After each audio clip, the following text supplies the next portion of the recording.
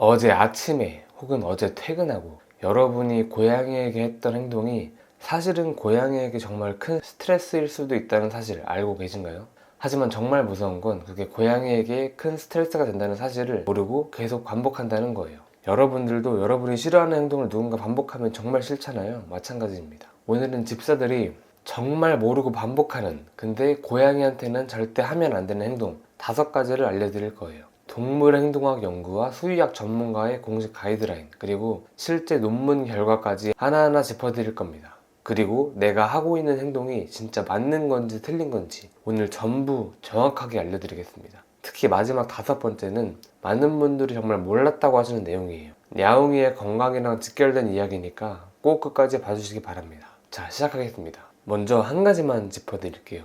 오늘 5가지를 이해하려면 고양이가 어떤 동물인지를 먼저 알아야 됩니다. 고양이는 야생에서 단독으로 사냥하는 동물이었어요. 개처럼 무리를 지어 움직이는 동물이 아니라 혼자서 먹이를 잡고 혼자서 천적을 피하고 혼자서 자기 영역을 지켜야 했습니다. 그래서 고양이의 신경계는 기본적으로 외부 자극에 굉장히 예민하게 반응하도록 설계되어 있습니다. 작은 위협 하나도 놓치지 않도록 진화해온 동물이에요. 지금 거실에서 편하게 뒹굴고 있는 우리 고양이도 그 본능은 그대로 살아있어요. 그래서 우리가 아무 생각 없이 하는 행동 하나하나가 고양이에게는 전혀 다른 신호로 읽힐 수 있는 겁니다. 첫 번째입니다. 고양이를 갑자기 안아올린 행동이에요. 우리 고양이는 안아주는 걸 좋아하던데요. 이렇게 말씀하시는 분들 있으실 텐데 조금만 끝까지 들어보세요. 구체적인 이유가 있습니다. 안아주는 것 자체가 문제가 아닙니다. 문제는 갑자기 그리고 고양이의 허락 없이 들어올리는 거예요. 야생에서 고양이가 위로 낚아채지는 건 대부분 포식자한테 잡히는 상황이었습니다.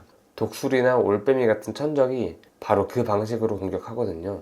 그래서 고양이가 갑자기 들어 올려지는 순간, 발이 바닥에서 떨어지는 순간 그 오래된 공포 반응이 그대로 활성화됩니다. 고양이에게는 탈출 경로가 사라지는 거니까요. 2025년 사이언스 다이렉트에 게재된 창 연구팀 연구에 따르면 고양이가 스스로 접촉을 시작한 경우, 가령 무릎에 올라오거나 먼저 머리를 비비는 경우에 고양이의 옥시토신, 즉 유대 호르몬이 유의미하게 증가했습니다. 반면에 집사가 먼저 강제로 시작한 접촉에서는 그 반응이 나타나지 않거나 오히려 감소하는 경향이 보였습니다. 이건 이제 같은 스킨십이라도 누가 먼저 시작하느냐에 따라 고양이의 몸이 완전히 다르게 반응한다는 거예요. 그러니까 안아주고 싶은 마음은 좋지만 먼저 손을 내밀어서 고양이가 냄새를 맡게 해주세요. 고양이가 스스로 다가와서 머리를 비비거나 몸을 기댈 때 그때 안아주는 게 맞습니다. 고양이가 몸을 굳히거나 꼬리를 흔들기 시작하면 바로 내려놓아야 하고요. 안아달라고 울면서 매달리는 고양이도 분명히 있습니다. 그런 고양이는 그 행동 자체가 나 지금 준비됐어요 라는 신호예요. 고양이가 먼저 요청할 때 안아주는 스킨십이 억지로 하는 스킨십보다 훨씬 깊은 신뢰를 만들어줍니다. 두 번째는 큰 소리와 갑작스러운 움직임이에요. 이건 이제 집사들도 본인이 하고 있다는 걸 인식 자체를 못하는 경우가 정말 많아요. 고양이의 청각은 인간과 비교 자체가 안 됩니다. 인간의 상한 청력이 최대 약 20kHz인데 고양이는 최대 약 64kHz까지 들을 수 있어요. 이건 강아지의 약 45kHz보다도 한 옥타브 이상 높은 수치입니다. VCA 동물병원의 공식 자료에도 이 수치가 명시되어 있어요. 단순히 더 잘 들리는 게 아니라 인간이 아예 들을 수 없는 영역의 소리까지 처리하는 거예요. 귀를 움직이는 근육만 해도 약 30쌍이라서 소리가 나는 방향으로 귀를 180도까지 돌릴 수 있습니다. 우리가 무심코 하는 것들을 한번 떠올려 보세요. 청소기 돌리기, 핸드폰 볼륨 키우기, TV 볼륨 올리기, 문 쾅 닫기, 갑자기 터지는 웃음소리, 이 모든 게 고양이에게는 훨씬 강하고 날카로운 자극으로 들립니다. 특히 청소기는 고양이가 유독 무서워하는 계기입니다. 소리 자체가 워낙 크고 고음의 주파수가 강하게 나오기 때문에 굉장히 강렬한 공포 자극입니다. 청소기를 쓸 때는 고양이가 미리 피할 수 있게 문을 열어두거나 고양이가 있는 공간에서 멀리서부터 시작하는 게 좋습니다. AAFP 미국 고양이 수사협회와 ISFM 국제고양이의학협회가 공동으로 발표한 고양이 환경 가이드라인에서도 청각 자극 관리는 고양이의 핵심 환경 요소 중 하나로 명시되어 있어요. 반복적인 소리 자극에 노출될수록 고양이는 만성적인 긴장 상태에 놓이게 됩니다. 일상적인 소음을 완전히 없앨 수는 없어요, 당연히. 하지만 줄일 수는 있습니다. 고양이가 자주 머무는 공간에서만큼은 조금 더 낮고 안정적인 환경을 유지해주는 것, 그게 핵심이에요. 세 번째는 화장실 위치를 자주 바꾸거나 화장실 개수가 부족한 경우예요. 이게 뭐가 그리 큰 문제야 싶으실 수도 있고 아시는 분들도 있겠지만 이 원인을 알고 있어야 됩니다. 고양이한테는 정말 심각한 문제일 수 있어요. 고양이는 아시다시피 영역동물입니다. 자신의 영역 안에서 모든 것의 위치를 완벽하게 파악하고 있어야 안심해요. 밥그릇, 물그릇, 잠자리, 그리고 화장실. 특히 화장실은 자기 영역을 표시하는 공간이기도 해서 굉장히 중요하게 여깁니다. 화장실 위치가 바뀐다는 건 고양이 입장에서 영역 자체가 흔들리는 거예요. 강한 불안감을 유발하죠.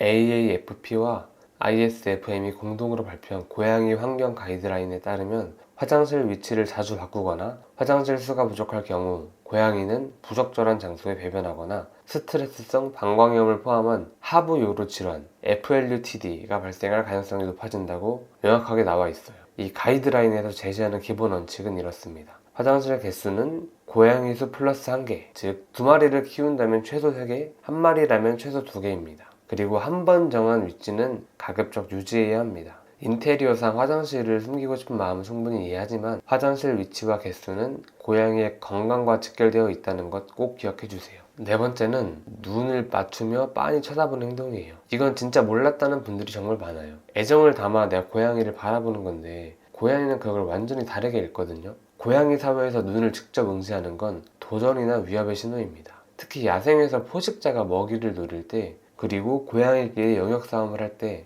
시선을 피하지 않고 응시하거든요. 그래서 집사가 아무리 사랑스러운 눈으로 고양이를 쳐다봐도 결국 고양이 입장에서는 왜 나를 위협하지? 이렇게 읽힐 수 있는 거예요. 2020년 영국 서식스 대학교 동물행동학자 타스민 험프리 박사와 카렌 맥콤 교수 연구팀이 네이처 출판 그룹 산하 저널 사이언티픽 리포트에 발표한 연구가 있어요. 이 연구에서는 슬로우 블링크, 그러니까 눈을 천천히 가늘게 뜨다가 감는 행동을 사람이 먼저 고양이에게 보냈을 때 고양이가 훨씬 더 많이 다가오고 긍정적인 반응을 보였다는 결과가 나왔습니다. 이 연구의 중요한 점은 집사가 아니라 그냥 낯선 사람, 처음 보는 사람이 슬로우 블링크를 해도 고양이가 긍정적인 반응을 보였다는 거예요. 즉, 눈을 천천히 감았다 뜨는 슬로우 블링크는 특정 관계에서만 작동하는 게 아니라 고양이에게 대부분 긍정적인 신호라는 겁니다. 고양이가 먼저 눈을 가늘게 뜨면서 천천히 깜빡이는 거 보신 적 있을 거예요. 그게 바로 나는 네 적이 아니야. 나는 지금 편안해 라는 신호입니다. 그리고 그 신호를 우리가 먼저 보낼 수도 있는 거예요. 방법은 간단합니다. 고양이와 눈이 마주쳤을 때 빤히 쳐다보는 대신 눈을 살짝 가늘게 뜨면서 천천히 한번 깜빡여주세요. 그리고 시선을 살짝 옆으로 돌리는 것도 좋아요. 이게 고양이 언어로 나 친구야 라는 말입니다. 오늘 집 가셔서 한 번만 해보세요. 고양이의 반응이 달라질 겁니다. 정말입니다. 5번째, 마지막입니다. 향이 강한 제품을 고양이 주변에서 사용하는 거예요. 이건 단순히 고양이가 냄새 때문에 불편한 수준의 이야기가 아닙니다. 건강에 실제로 위험할 수 있는 이야기예요. 고양이의 후각은 인간의 약 14배입니다. 고양이의 코에는 약 2억 개의 후각 수용체가 있는데 인간이 약 500만 개에 불과한 거랑 비교를 해보면 엄청 많은 거죠. 이건 VCA 동물병원을 비롯한 여러 수의학 기관에서 공식으로 인용하는 수치입니다. 우리가 향긋하다고 느끼는 냄새가 고양이한테는 압도적으로 강하게 느껴지는 거예요. 그런데 냄새 자극보다 훨씬 더 중요한 이유가 있어요. 고양이는 간에서 글루쿠로닐, 트랜스퍼라제라는 특정 효소가 인간이나 개에 비해 현저히 부족합니다. 이 효소는 에센셜 오일 같은 특정 화학물질, 특히 페놀 계열 성분을 분해하고 체외로 배출하는 역할을 합니다. 이 효소가 부족하면 그 물질이 분해되지 않고 몸 안에 서서히 축적됩니다. ASPCA 동물 독성관리센터는 티트리, 계피, 유칼립투스, 페퍼민트, 클로브, 윈터그린, 일랑일랑 등의 에센셜 오일이 고양이에게 독성 반응을 일으킬 수 있다고 공식 경고하고 있어요. VCA 동물병원도 에센셜 오일은 섭취뿐 아니라 피부 접촉을 통해서도 흡수되어 독성이 발현될 수 있다고 명시하고 있습니다. 중요한 건 그 증상이 당장 눈에 보이지 않는다는 거예요. 독성 물질이 체내에 서서히 쌓이면서 장기적으로 간 기능에 영향을 줄 수 있어요. 우리 고양이 아무 문제 없던데요 하고 넘어가기 쉬운 게 바로 이 때문입니다. 에센셜 오일 외에도 방향제, 탈취제, 섬유유연제, 일부 세정제도 마찬가지예요. 특히 고양이 화장실 근처나 잠자리 주변에서 이런 제품을 쓰는 건 더더욱 주의해야 합니다. 에센셜 오일, 디퓨저를 사용하신다면 반드시 고양이가 그 공간을 벗어날 수 있도록 문을 열어두고 환기가 충분히 되는 공간에서만 사용하는 게 좋아요. 가장 안전한 건 고양이가 생활하는 공간에서는 아예 사용하지 않는 것이긴 합니다. 자, 오늘 5가지 정리해드릴게요. 첫 번째, 갑자기 안아올리기. 고양이가 먼저 다가올 때까지 기다려주세요. 그 스킨십이 훨씬 깊은 신뢰를 만들어줍니다. 두 번째, 큰 소리와 갑작스러운 움직임. 고양이는 우리가 듣지 못하는 영역의 소리까지 들어요. 고양이가 자주 있는 공간만큼은 조금 더 조용하게 유지해주세요. 세 번째, 화장실 위치 바꾸기와 개수 부족. 고양이 수 플러스 한계. 위치는 한 번 정하면 유지. 이건 건강과 직결됩니다. 네 번째, 눈 빤히 쳐다보기. 슬로우 블링크를 써주세요. 천천히 눈을 깜빡이는 것만으로도 고양이와의 신뢰가 달라집니다. 다섯 번째, 향이 강한 제품 사용. 에센셜 오일은 고양이 몸에서 분해되지 않고 축적됩니다. 고양이가 생활하는 공간에서는 최대한 피해주세요. 혹시 오늘 보시면서 나 이거 하고 있었는데 싶은 게 있으셨나요? 그렇다면 부끄러운 거 전혀 아닙니다. 몰랐던 거니까요. 중요한 건 지금부터입니다. 고양이는 말을 못하지만 분명히 표현하고 있어요. 우리가 그 언어를 조금만 이해해준다면 분명히 관계가 달라집니다. 오늘 5가지 중에 가장 몰랐던 게 뭐였는지, 혹시 여러분 고양이가 특히 힘들었던 경험이 있다면 댓글로 공유해주세요. 여러분의 댓글이 다른 집사분들한테도 정말 큰 도움이 될 수 있습니다. 영상이 도움이 되셨다면 구독과 좋아요 꼭 눌러주세요. 감사합니다.